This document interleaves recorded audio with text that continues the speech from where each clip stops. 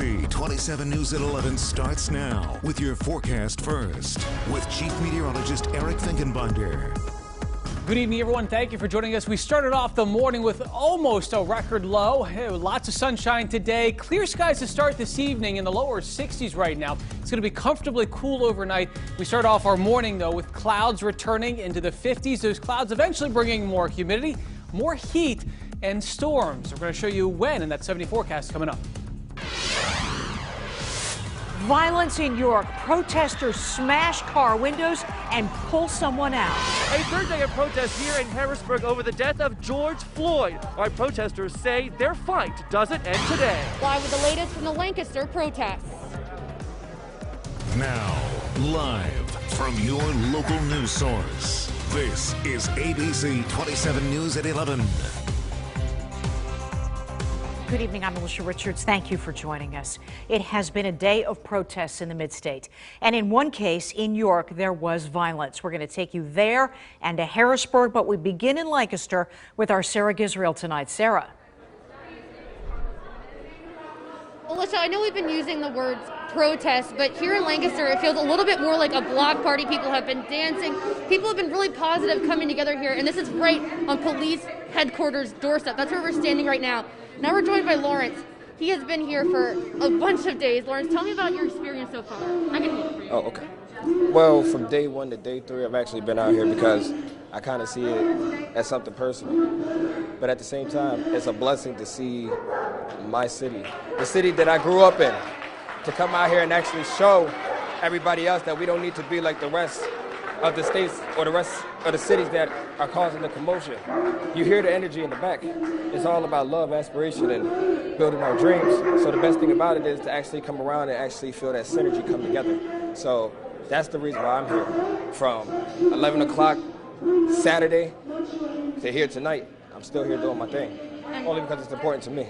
And I believe it's important to the people that are here with me as well. That's why we've been having a good time. You can obviously feel that in the air here. And another thing we've heard rumors about is possible some kind of disturbance happening at 11. Is that kind of why you guys are standing even stronger against hate? I know we've heard the rumors. Yes, because I know the Lancaster Bureau of Police have actually gave in the news some false information about the first time we protested. Our numbers ended up short at the end of the day, and because everybody was doing such a good job of holding their ground, we decided to get everybody pizza from House of Pizza right over here, right up the block. So there was a 10-year-old kid that was eating his food, and they seen that as advantage to my eyes, because a majority of us left, and I kind of put the fault on me because 5 minutes after I left, we hear about a little kid getting pepper spray, maced in the face. So it goes up on the news, and then they said that we were rioting throughout the whole day. And the more lies that you see come up on social media, they jam the streams just so they can show the negative energy instead of seeing what we're actually doing right here and right now. All these people right here, we all got our phones out right now. We all have our phones out right now. We have a reason to be here. This is too important. We're going to do this until the change comes to us. Go ahead. The last thing I want to ask you is, what is the number one thing that you want people to know here tonight about Lancaster and the way that you guys are standing up? One thing about my city, we're humble.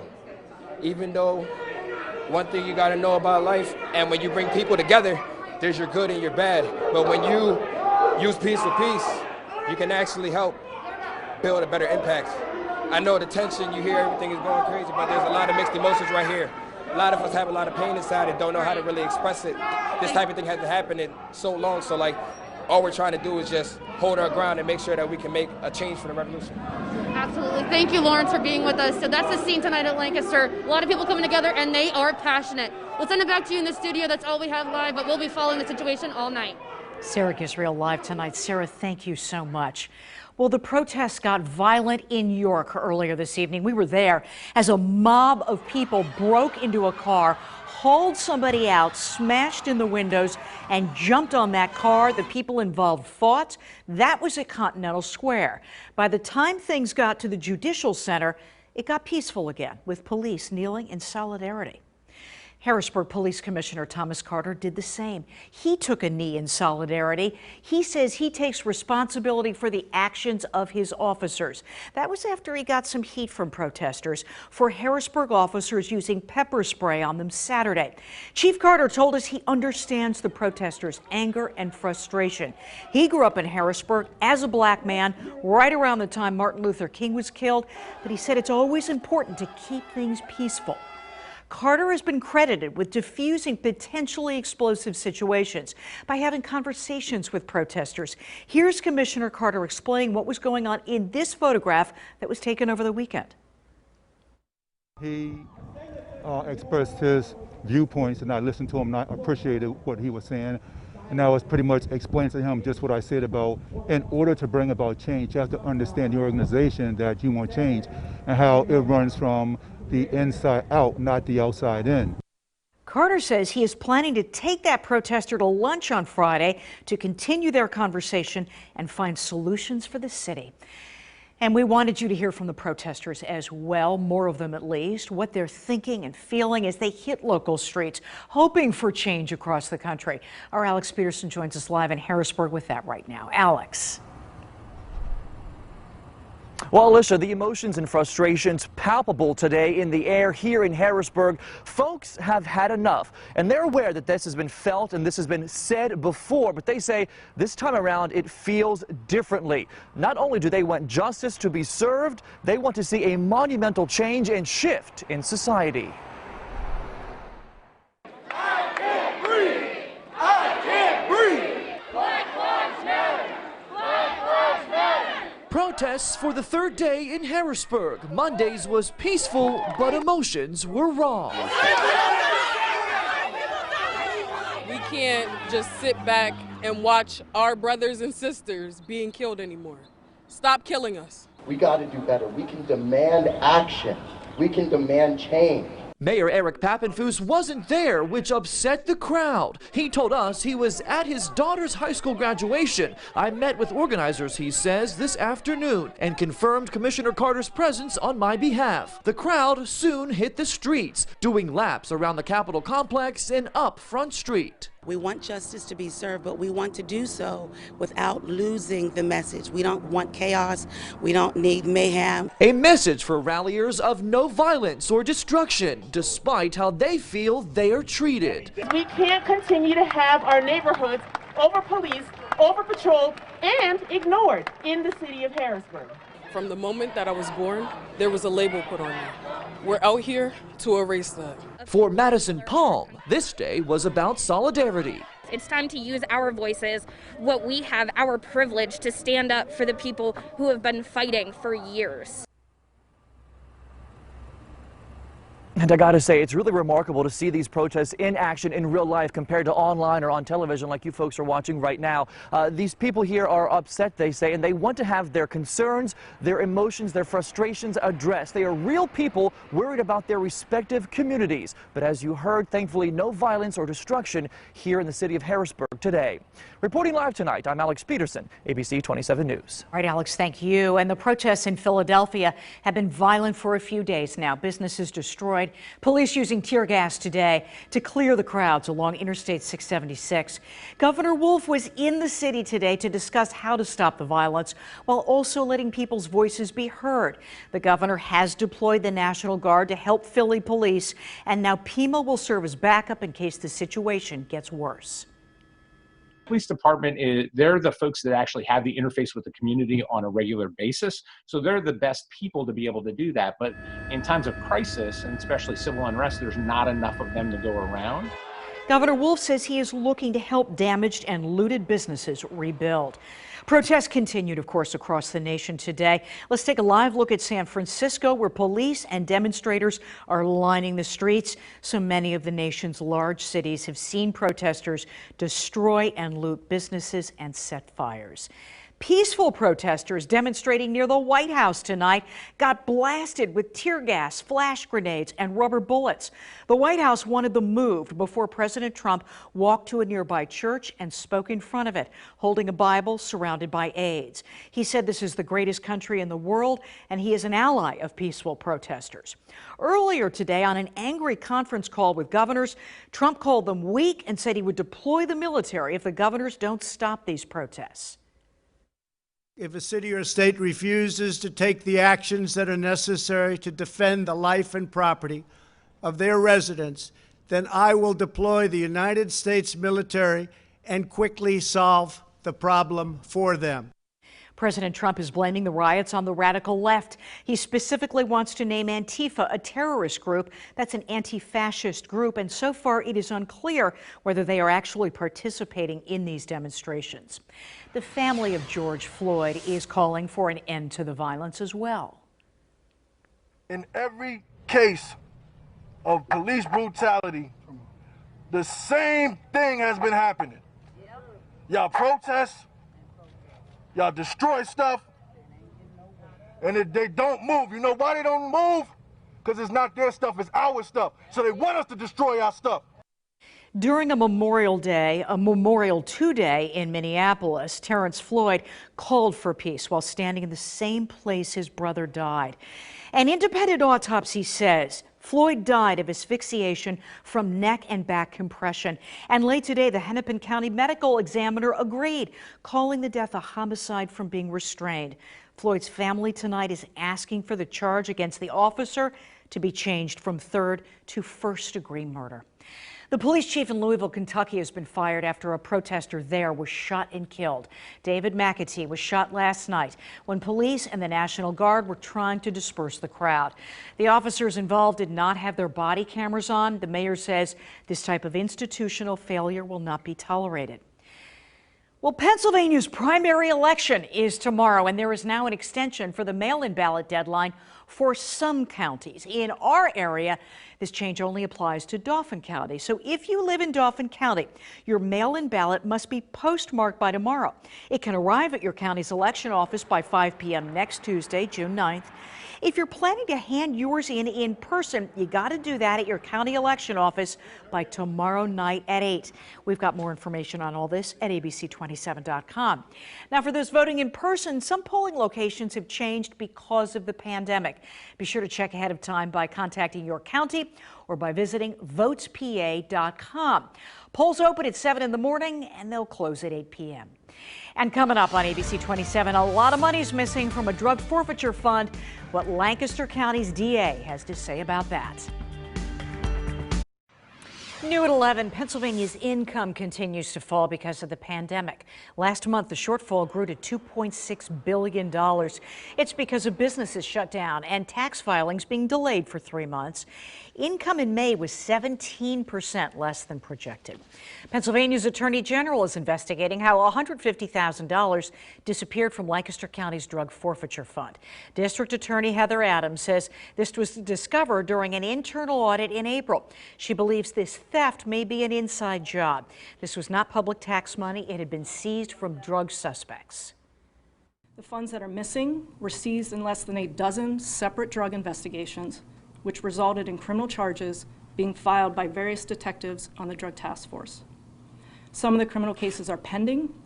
Some have already been resolved. The DA says lax procedures that have now been changed allowed this to happen. Good Shepherd Elementary School in Camp Hill is shutting down. Enrollment had fallen dramatically with only 152 students signed up for next year. Plus, the Harrisburg Diocese has filed for bankruptcy after paying out millions to victims of child sexual abuse at the hands of priests. The building will be turned into a kindergarten and pre-kindergarten and eventually into an early learning facility. And coming up on ABC27, as protesters march in cities across the country, health officials are reminding them to keep your distance to avoid the virus. There is new cause for concern. You're watching ABC27 News, your local news source. We get to lighten things up with a look at the weather. It's been gorgeous, Eric. Really nice. I love this weekend. Not very good pool weather, just a little bit on the cooler Can't side. complain, though. We just can't complain. Certainly not. No humidity, no bugs, no haze. You're able to see a lot of things in the evening. A nice sunset, or perhaps the International Space Station. Valerie Pritchard sent this in, getting a great view, and I missed it. You know, I'm one of those guys that wants to get out there and catch that. And yes, you can see that, especially towards sunrise and sunset times, if you can time it accordingly. Some of that information, if you can actually track the International Space Station if you want to, if you go to their website.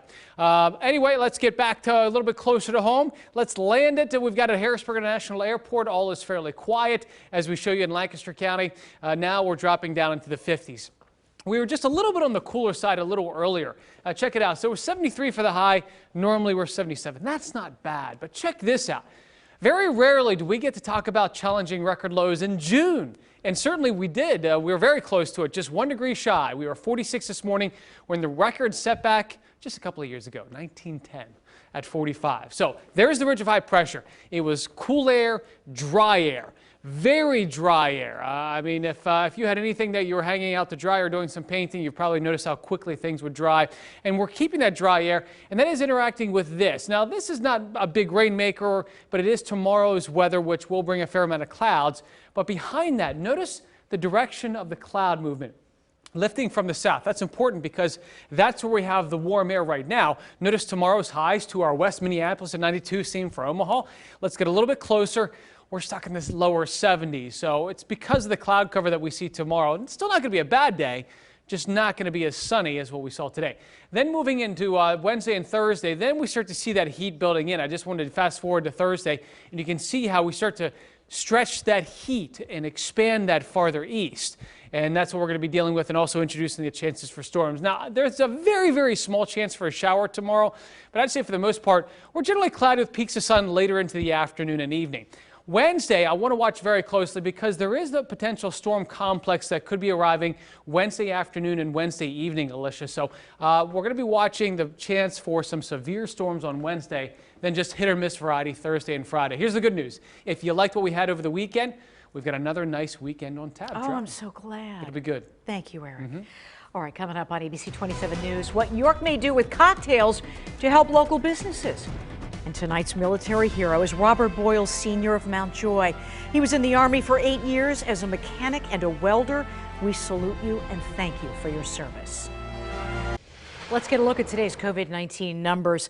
With 356 announced today, Pennsylvania now has more than 72,000 cases.